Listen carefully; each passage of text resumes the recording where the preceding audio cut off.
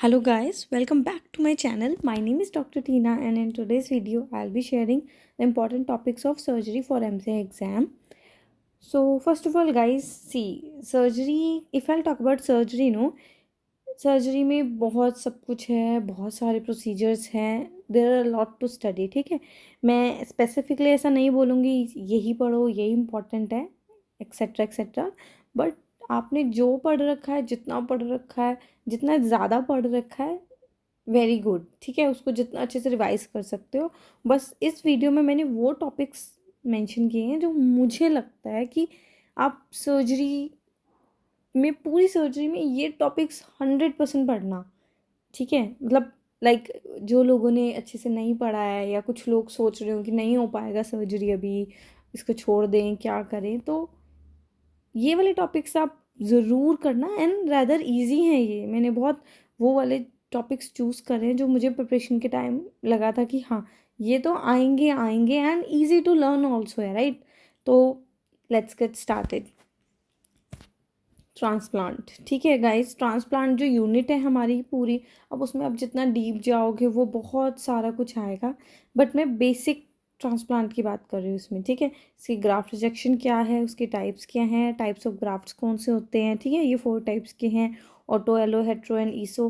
इसमें इनका इमेजेस आता है. आपने PYQs किए होंगे तो आपको पता चला होगा कि कैसे इमेज बेस्ड करके भी क्वेश्चन बन जाता है. तो बहुत आसान सा टॉपिक है, ज़्यादा डीप मत जाना अगर आपने नहीं पढ़ी हुई. और अगर आपने पढ़ रखा है पूरा अच्छे से तो वेल एंड गुड, बट अगर कोई ऐसा है जिसने से डीप में नहीं पढ़ा है प्रॉपरली, तो वो अगर ये रफ रफ ऊपर से मोटा मोटा टॉपिक भी पढ़ लेगा तो बेनिफिट करेगा, राइट. ठीक है गाइस, सो ट्रांसप्लांट. नेक्स्ट, ये ट्रॉमा वाला पोर्शन. सर्जरी में क्या होता है, हम लोग सिस्टमिक में इतना उलझ जाते हैं कि मिसलेनियस वाले जो छोटे मोटे पॉइंट्स हैं उस पर हम आ ही नहीं पाते, या आ भी जाते तो हमारा हम इतना इम्पोर्टेंस नहीं देते, राइट. तो इसलिए मैं इनसे स्टार्ट कर रही हूँ. ठीक है, सो नेक्स्ट है हमारा ट्रॉमा. ट्रॉमा में ना बहुत सारा कुछ है अगेन, राइट. तो फिर से हमें क्या करना है, पहले फटाफट रफ रफ वाला पढ़ लेना है, मोटा मोटा, डिटेल्स में बाद में जाना है, राइट. कि एटलीस्ट आप कुछ तो आपको उसका पता है ना, बिल्कुल चीज़ छोड़ने से ज़्यादा. लाइक ट्रॉमा में हम बात करेंगे hemothorax, tension hemothorax, pericardial tamponade, flail chest, abdominal trauma, splenic trauma, seat belt injury. अब इनमें अब आप कहोगे बहुत डीप डीप होता है, जस्ट इनका बेसिक लाइन. ठीक है, कि वो ट्रॉमा कैसे हो रहा है, उसका असेसमेंट क्या है, उसमें उसकी इमेज कैसे दिखती है और उसका बेसिक मैनेजमेंट क्या है, बस और कुछ नहीं करेंगे. ठीक है, आधी चीज़ें तो आपकी उसमें भी आ जाएंगी, हमारी फोरेंसिक में आ जाएगा ये splenic trauma, seat belt injury. ठीक है, फिर हमारा pneumothorax, tension pneumothorax, pericardial tamponade हमारा मेडिसिन में भी कवर होगा, रेडियो में भी इसकी इमेजेस आएंगी. तो बेसिकली आपकी रिवीजन ही होने वाला है. ठीक, एक दो जो इस सर्जरी के पर्सपेक्टिव से क्वेश्चंस आएंगे उसको आप पढ़ लेंगे और कुछ नहीं करेंगे. बहुत इंपॉर्टेंट टॉपिक है. ठीक है, नेक्स्ट है CNS ट्यूमर्स. ये ट्यूमर्स ना हमारे टोटल 6 to 7 हैं, और उनका ये छोटा छोटा मैंने चार्ट बनाया था बिकॉज बहुत सारे लग रहे थे मुझे, तो एक एक रो में बनाया था इंपॉर्टेंट पॉइंट कि कुछ में मिस आउट ना हो और इजी में रिवाइज भी हो जाए. और छोटा छोटा मैंने हैंड डायग्राम भी बनाया था just to revise again and again. ठीक है, ये हमारा एस्ट्रोसाइटोमा का बटरफ्लाई अपीयरेंस दिखता है, ये छोटा सा डायग्राम उसके लिए. फिर ओलिगोडेंड्रोमा, एपेंडायोमा का, मेडुलोब्लास्टोमा, मेनिंजियोमा. ठीक है, इन सब की रेडियोलॉजिकल इमेज बहुत इंपॉर्टेंट है और बहुत इजी है. सी गाइस, अगर आप लोग चाहो ना, आप यही चार्ट भी यूज़ कर सकते हो. वो छोटू छोटू है, वो मतलब इम्पोर्टेंट पॉइंट पर लिखा है, राइट, कि आपको बस कैच करना है ट्रीटमेंट के साथ. ये रहा पिट्यूटरी, क्रैनियोफेरेंजियोमा हमारा, CNS lymphoma and metastatic brain tumour. ठीक है, simple easy. Next, vascular anomalies of skin. जो भी हैं ये इंपॉर्टेंट होते हैं, राइट. हमें लगते नहीं हैं but they are very important. Basal cell carcinoma, squamous cell carcinoma, malignant melanoma, ये तीनों बहुत इंपॉर्टेंट है. ठीक है, ये हमारा ना अलग अलग सब्जेक्ट में आएगा इनडायरेक्टली, यू विल सी. सो इनको ज़रूर याद कर लेना. हमारा पैथो में आ जाएगा, हमारा डर्मा में आएगा और सर्जरी में भी है, तो आपको 3 जगह से रिवाइज भी हो जाएगा. प्लस इसका इमेज, ठीक है, किस में किस चीज़ का डिफेक्ट होता है, उसका डायग्नोस्टिक क्राइटेरिया क्या है और उसका ट्रीटमेंट क्या है। ट्रीटमेंट में भी स्पेसिफिकली किस टाइप का सर्जरी हो रहा है, क्या कर किस टाइप का इंसिजन लगाएंगे वो बेसिकली, ठीक है। बहुत अच्छा सा टॉपिक है, इजीली याद हो जाएगा, इसको ज़रूर करना, ठीक है। नेक्स्ट हमारा है बर्न। बर्न भी बहुत इम्पॉर्टेंट टॉपिक है, मतलब इम्पॉर्टेंट सी गाइज, इम्पॉर्टेंट बहुत सारे टॉपिक हैं, जितना बोलते रहें उतना कम लगता है, राइट। आप 10 लोगों से और सुनोगे कि ये भी इम्पॉर्टेंट है वो भी इम्पॉर्टेंट है, आई कैन अंडरस्टैंड। मैं भी ये सारे फेज़ के थ्रू अच्छे से गई हूँ, बट इस ये जो टॉपिक्स है ना, ये वो टॉपिक्स हैं जो हमें पता होता है ये आने ही आने हैं और हमारा ना ध्यान नहीं जाता, तो इसलिए मैंने ये वाले मेंशन करें कि इनको आप ज़रूर पढ़ लो। मुझे पता है सब लोग सिस्टमिक पढ़ते हैं, सिस्टमिक पे पूरा जोर दे रखा होता है, और सिस्टमिक सी आधी हमारी सिस्टमिक रेडियो में भी कवर होती है, ठीक है। जब हम कोई इमेज देखते हैं रेडियोलॉजिकल, उसमें हम एक दो पॉइंट उसका पढ़ते ही पढ़ते हैं, तो हमारा वहाँ से भी बिल्ड होता है। फिर हम मेडिसिन पढ़ते हैं, हमारा उससे भी बिल्ड होता है, एंड दैट टू जब हम पैथोलॉजी भी पढ़ते हैं ना, तब भी हमारा रिवाइज होता है। तो आधी आधी सर्जरी तो हमारी हो रखी होती है। बेसिकली हमें सर्जरी में बस कुछ चीज़ें पढ़नी होती हैं, ठीक है, और हम सिस्टमिक में ही घूमते रह जाते हैं। जहाँ लेंदी होएगा वहाँ पे आप रुक जाना। Try to make everything in a short short charts और नोट्स, जिससे आपका रिवीजन फास्ट हो जाए।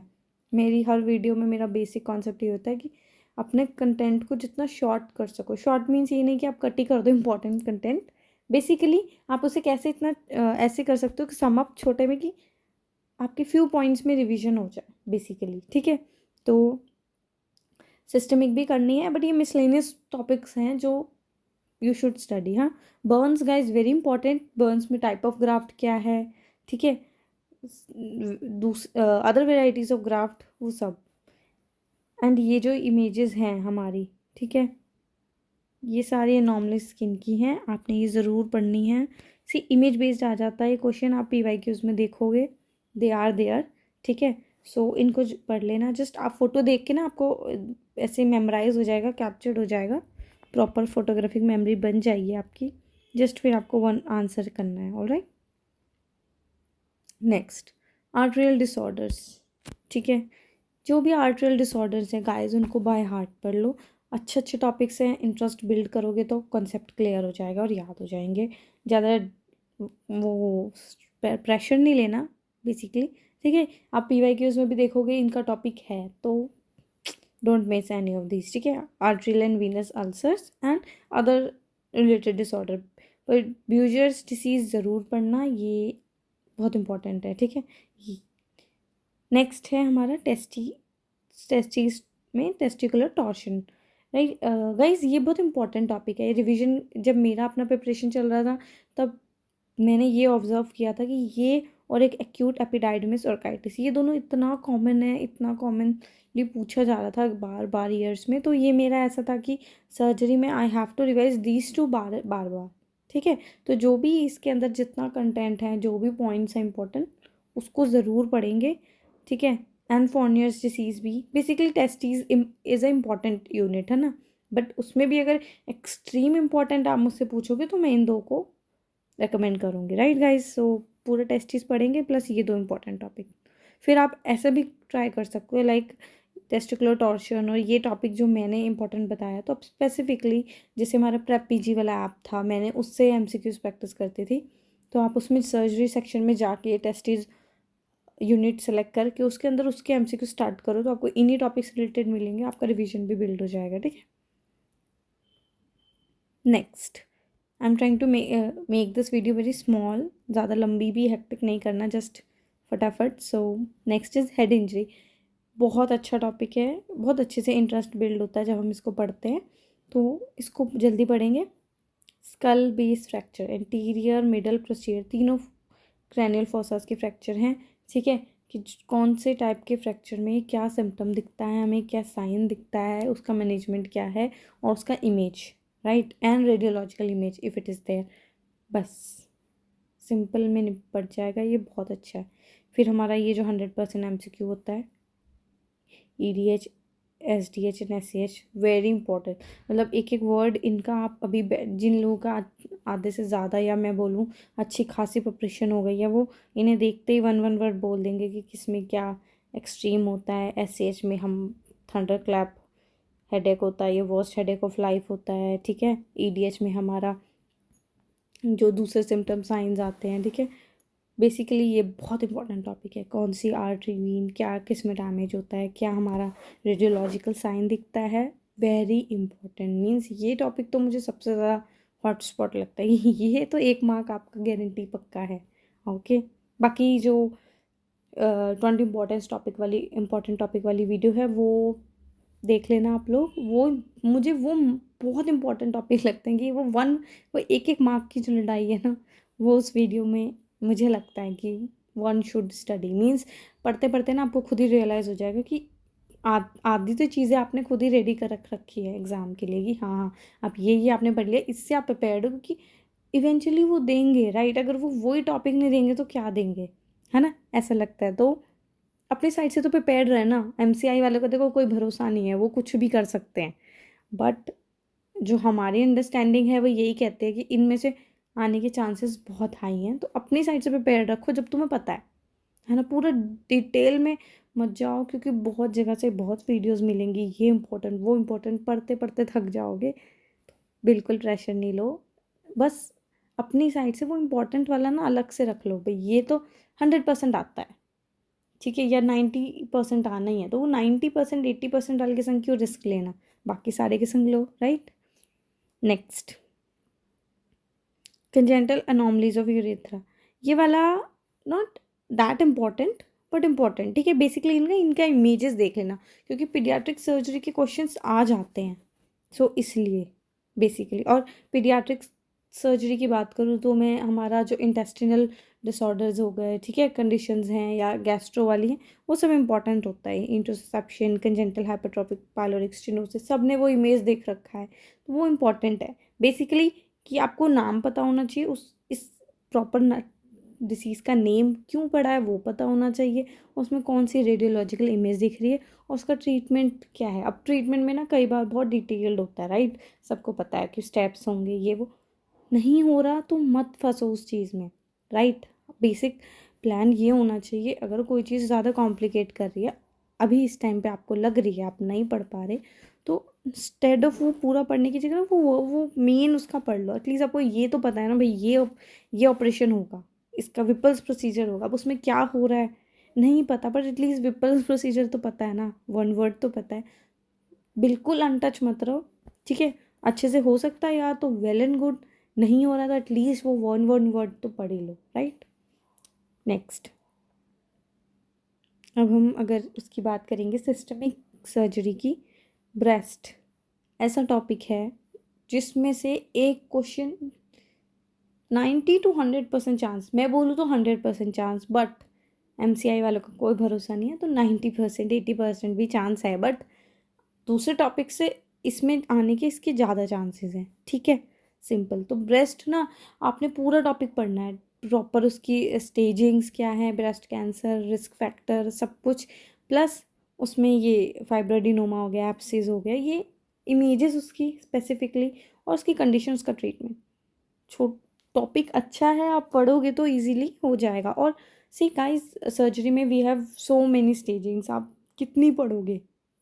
मैंने अपने टाइम पे क्या किया था, जो मुझे स्टेजिंग्स मैंने सब छोड़ के सिर्फ ब्रेस्ट कैंसर की सारी स्टेजिंग पढ़ ली थी, और कोई याद ही नहीं रखी। जितना कन्फ्यूजन, जितना पढ़ते उतना कन्फ्यूजन होता, और ये टाइम मुझे पता है 19 सब्जेक्ट को ऐसे ग्रैब करना कितना मुश्किल है, कहना बहुत आसान है।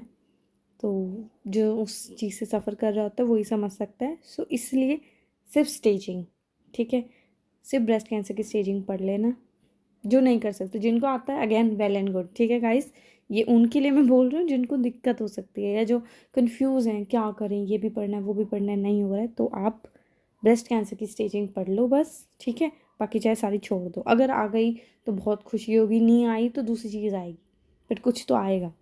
ओके, फिर लीवर की बात करें हम, हाइड्रेटेड सिस्ट, उसकी इमेज, उसका रेडियोलॉजिकल साइन, ट्रीटमेंट, इम्पोर्टेंट, ठीक है। ऐसे ही एप्सिस का, उसके टाइप्स ऑफ एप्सिस क्या है, एक्यूट पैंक्रेटाइटिस, एनुलर पैंक्रेटाइटिस, इसमें भी images, symptom, treatment simple, duodenal atresia, ठीक है, ये सब हमारा ना रेडियोलॉजिकल इमेजेस में भी आ जाएगा, तो आधा तो आप उससे ही आपका हो जाएगा, ठीक है। हर बार वो डिटेल में डीप में कुछ अजीब सा नहीं पूछेंगे, सिंपल पूछ लेंगे, वो ड्यूडनल अट्रेजिया का फोटो आ जाएगा, वो डबल बबल साइन किस में है, ट्रिपल बबल साइन किस में, तो वो ईजी है, जस्ट सब ऊपर ऊपर से हमें पता होना चाहिए, ठीक है गाइस। एंड अगर आप लोग चाहते हो तो मैं रेडियोलॉजिकल इमेजेस का एक पूरा वीडियो बना सकती हूँ, जो मुझे मतलब मुझे ऐसा लगता था कि मेरा इतनी बार उन इमेजेस का रिवीजन हो गया है कि वो मेरे सामने आती थी तो 2 मिनट में क्लिक होता था, ये है, उसके बाद के 2 पॉइंट्स और याद हो जाते थे। तो अगर if you want only guys, so I can make that video also, कि वो इमेजेस एक्सट्रीम मोस्ट कि ये ज़रूर पता कर लेना, अगर इनमें से भी कोई आ गई और आपने नहीं करी तो फिर बुरा लगेगा कि यार ये तो पता था, ये भी रह गया। सो ओके, बता दीजिएगा। And that's it for this video. In some more diseases, see hernia, basic point पढ़ेंगे हर्निया के, सी ये वो टॉपिक्स हैं इनका ना आपने बस हल्का हल्का बेसिक पॉइंट पढ़ना है, ज़्यादा मैं किसी को कॉम्प्लिकेट नहीं करना चाहती। ओम्फैलोसील का इमेज क्या होता है, that's it. Congenital diaphragmatic hernia सबको पता है, सबने देखा है कैसी रेडियोलॉजिकल इमेज है, बस, ठीक है। फिर ये टाइप्स ऑफ हर्निया है, ज़िंकर डायवर्टिकुलम इंपॉर्टेंट है, एचलाजिया कार्डियो, अगेन आपकी बेसिकली ये सारी मेडिसिन है, राइट गाइस। तो इसलिए मैं इतना ज़्यादा वीडियो को लॉन्ग नहीं कर रही हूँ, ज़्यादा भर के कंटेंट। इन सबको आप मेडिसिन से भी पढ़ लो, मतलब जितना आपको मेडिसिन से आता है आपने वो पढ़ लिया, बाकी इसका ट्रीटमेंट क्या है, दैट्स इट, ज़्यादा कॉम्प्लिकेट करना ही नहीं है। ऑल राइट, एक डंपिंग सिंड्रोम है, उसकी क्लासिफिकेशन आप देख सकते हो अच्छे से। Rest is up to you guys, all the best for surgery. And अगर आपको फास्ट रिविजन करना है सर्जरी का, सी ये इंपॉर्टेंट टॉपिक है, आपने ये पढ़ लिया सारा, उसके बाद आपको सर्जरी का फास्ट रिविजन करना है, तो आप चैंटिंग कर सकते हो आशीष सर की, ठीक है ना, उसमें वो सारी इमेजेस, इंपॉर्टेंट रेडियोलॉजिकल पॉइंट्स और ट्रीटमेंट का स्पेसिफिक नेम, या उसमें अगर एक दो इंपॉर्टेंट पॉइंट है तो वो फास्ट फास्ट कराता है, तो उससे क्या होता है आपका वो बनता है इंटरेस्ट, बहुत फास्ट फास्ट रिवाइज होता है, तो वो मुझे बहुत हेल्पफुल लगी थी। तो चैंटिंग कर सकते हैं आप सर्जरी से। एंड गाइस लास्ट, PYQs, ठीक है, आप सब जितना पढ़ लो पर अगर आप PYQs करोगे ना आपको खुद पता चल जाएगा कि कौन सी चीज़ कितनी इंपॉर्टेंट है। तो PYQs नहीं छोड़ना, हर वीडियो में मैं बोलती हूँ PYQs आर वेरी इंपॉर्टेंट। मैं भी जब सुनती थी तो मुझे अजीब लगता था कि पढ़े हुए MCQs ही मैं एग्ज़ाम में आए हुए MCQs में बार बार क्यों पढ़ूँ, वो तो आ गए अब थोड़ी आएंगे, ऐसे ऐसे करके। बट जब मैंने पढ़े थे MCQs, मैंने बाय हार्ट पढ़े थे कि कोई MCQs ऐसा ना हो जो मुझे ना आता हो, PYQ specially in last 5 years के आई एम टॉकिंग अबाउट। तो मैंने इतना पढ़ा था, एंड ट्रस्ट मी गाइस, मैं इतना हैरान थी कि 4 to 5 question I would say exactly same repeat हुए थे जब मैंने 2021 में MCI एग्ज़ाम दिया था दिसंबर में, तो वो कम्प्लीटली डिट्टो क्वेश्चन रिपीट हुए थे, like word to word, and I wasn't expecting that. So PYQs are important, ठीक है, so go for it guys, all the best. And if you like this video, like it, share it, comment whatever you want. uh, if you need any help, just text me. I am trying to, you know, trying my best to reply each one of you. And that's it for this video. Thank you.